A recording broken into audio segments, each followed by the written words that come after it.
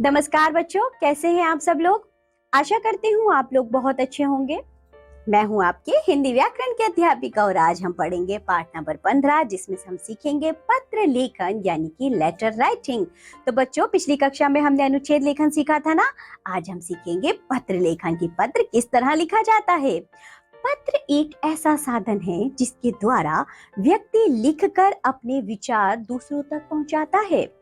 दूर अथवा अन्य शहरों में रहने वाले लोग अपने मित्रों या रिश्तेदारों की कुशलता के समाचार भेजने तथा मंगाने के लिए पत्र लिखते हैं। ऐसे पत्र निजी या व्यक्तिगत पत्र कहलाते हैं। किसी कारणवश जब हम विद्यालय नहीं जा पाते तब विद्यालय में प्रार्थना पत्र देने की आवश्यकता होती है। विभिन्न सरकारी या गैर सरकारी कार्यालयों में कार्य होने से हमें वहां पत्र या प्रार्थना पत्र देना होता है। ऐसे पत्रों को औपचारिक पत्र कहते हैं। तो बच्चों, जब हम किसी रिश्तेदार को, अपने मित्रों को, अपने दोस्तों को, अपने माता पिता को पत्र लिखते हैं तो उन पत्रों को अनौपचारिक पत्र कहते हैं।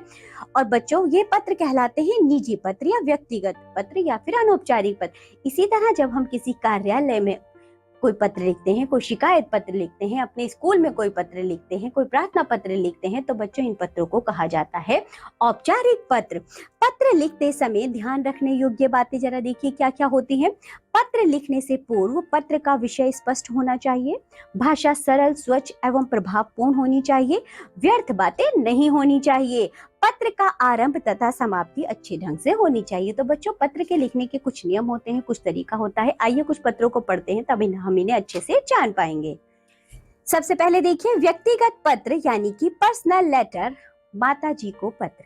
छात्रावास सरस्वती विद्या मंदिर बरेली। दिनांक जो भी होगा आप डालेंगे। पूजनीय माता जी, सादर चरण स्पर्श। मैं यहाँ पर कुशलता से हूँ और ईश्वर से आप सबकी कुशलता की कामना करता हूँ। मुझे बड़े दुख के साथ कहना पड़ रहा है कि मुझे यहाँ मैस का भोजन अच्छा नहीं लगता, इसलिए आधा पेट खाना खाकर ही रहना पड़ता है।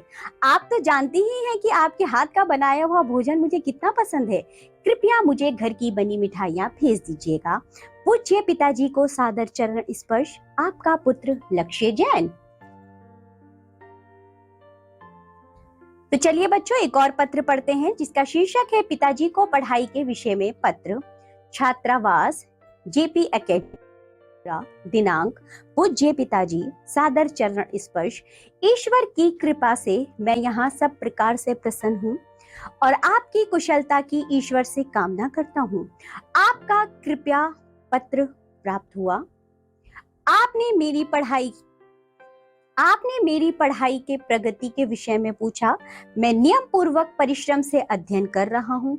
अगले मास में मासिक परीक्षा होगी। मुझे विश्वास है कि उसमें मैं काफी अच्छे अंक लाकर उत्तीर्ण होऊंगा और अंग्रेजी तथा गणित में तो सर्वाधिक अंक पाऊंगा। शेष कुशल। माता जी को चरण स्पर्श और चिंकी को प्यार। आपका आज्ञाकारी पुत्र अक्षय। पत्र पढ़ते हैं जो है कक्षा में प्रथम स्थान 34 रोहिणी। दिनांक प्रिय मित्र रावी, सप्रेम नंबर।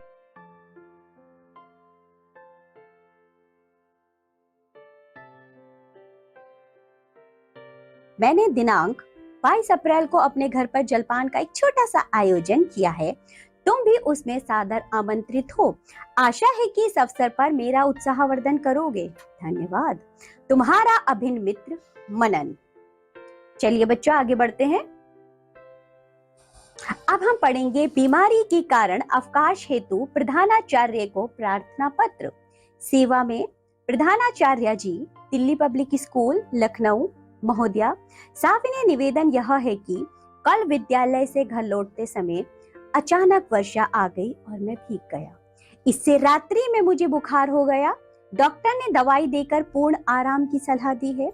इसलिए आपसे प्रार्थना है कि मुझे 2 दिन का, यानी कि जो भी 2 दिन बच्चों आपको चाहिए वह दिनांक डालेंगे यहाँ पर, तक का अवकाश प्रदान करने की कृपा करें। आपकी अति कृपा होगी। आपका आज्ञाकारी शिष्य आर्यन, कक्षा 3 ब। दिनांक। ये था बच्चों एक प्रार्थना पत्र जो कि हमने पढ़ा और कुछ बच्चों हमने निजी पत्र भी पढ़े। तो इसी के साथ ये पाठ होता है यहाँ समाप्त। आज हमने सीखे बच्चों पत्र लेखन के पत्रों को किस प्रकार लिखा जाता है। कुछ पत्र हमने पढ़े भी हैं।